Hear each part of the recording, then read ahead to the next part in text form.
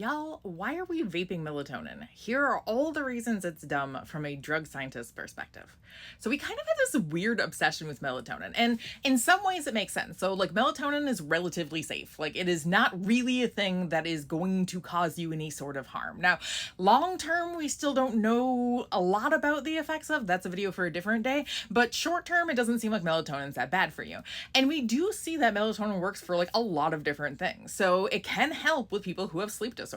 It is linked to things like helping with ADHD and maybe autism. Like we're still figuring out all of the other potential things that it could be good for. Like we originally discovered it actually because somebody was trying to test it for vitiligo and they basically were like, didn't really seem to work for like helping with like skin pigmentation issues, but it made that person sleepy. So maybe we should look in that direction.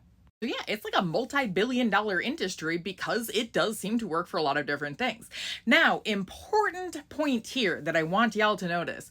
If you don't have a sleep disorder, melatonin doesn't really do much of anything for you. So if you're on a relatively normal circadian rhythm cycle, so if you basically like start to feel tired around the same time every day, yeah, that extra melatonin is not really doing much of anything for you. It's just a very expensive placebo. We've moved from like the boring pills to the like slightly more interesting gummies, and now we've moved on to vaping. Now, let me tell you why this is a terrible idea, other than the things that I've already kind of suggested. First, like the dumbest thing here is that we are vaping things that we find on the internet.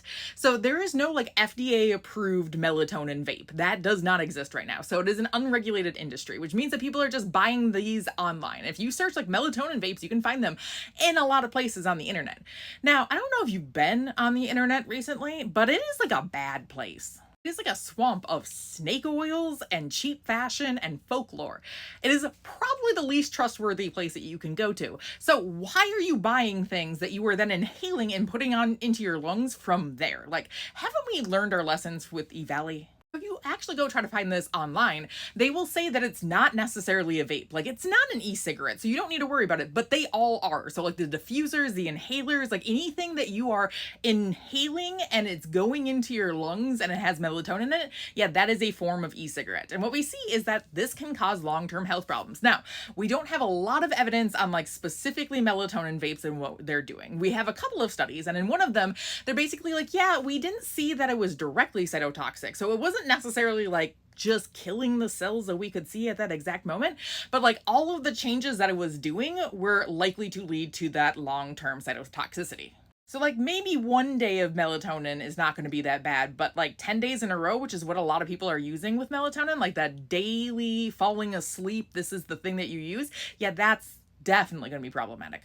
And since I'm a scientist, let me walk that back just a little bit. It is probably most definitely going to be problematic based on what we've seen from now.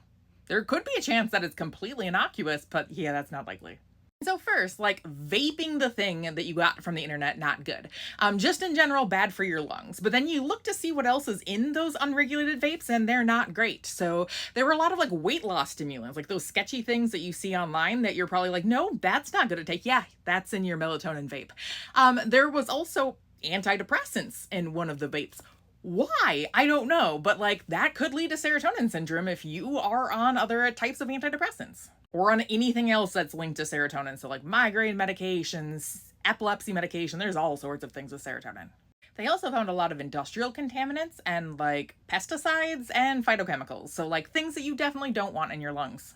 And that's just what's in this unregulated vape. Like that's not counting the fact that you are now taking melatonin in a different way that you previously did. So I'm going to ask a question. For those of you who are taking melatonin, what dose of melatonin should you be taking? Now, when I ask people this question, they typically just say like, what's on the bottle? But the problem with things like vitamins and supplements in this type of industry is that is not regulated. So like acetaminophen, you have to say how much is in like a normal dose. But when it comes to things like supplements, like there are all sorts of random amounts that you can kind of put into those things. I made a video about melatonin in the past. I was basically saying like, yeah, people give all sorts of different doses in the gummies that are out there. Like there is no standard really dosing. And so when I ask you what dose you should be using, you probably don't know off the top of your head, but you are giving yourself a dose every time you take melatonin. Is that dose too high? Is that dose too low? We don't really know. Now, the beneficial thing about melatonin is that, as I mentioned, it's not that dangerous, but it still can have harmful effects, especially in things like kids. So, if we're giving kind of random doses and then you're taking it in a different way in which you might feel the effects supposedly faster, that's part of the claim. It's supposed to be faster and it's supposed to not have grogginess the next day. That is a claim that I don't think there's any basis to whatsoever. So yeah, it's gonna be faster. But what dose should you be using? How many pulls on this vape of maybe melatonin with some antidepressants, maybe melatonin with some like phytochemicals? Who really knows? Like, what dose should you be using there? And just as a final thing here, to just make you hate me a little bit more, once again, you probably don't actually need this in the first place. So you are vaping who knows what, that you got off the incredibly trustworthy internet, and that is going into your lungs, and you probably don't need it in the first place unless you have a disorder that it actually works for, which a lot of people do have disorders, but not everyone who's taking melatonin.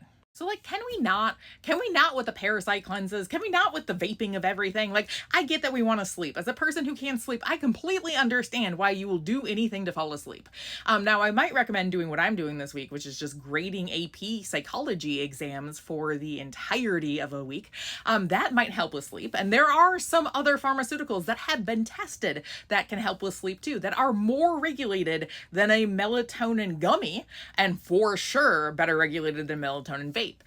So like antihistamines, I've done an entire video on the different types of sleeping medications. Like, even edibles are more regulated than things like melatonin vapes. Yes, I want you to find something that will help you sleep, but can we stop vaping melatonin?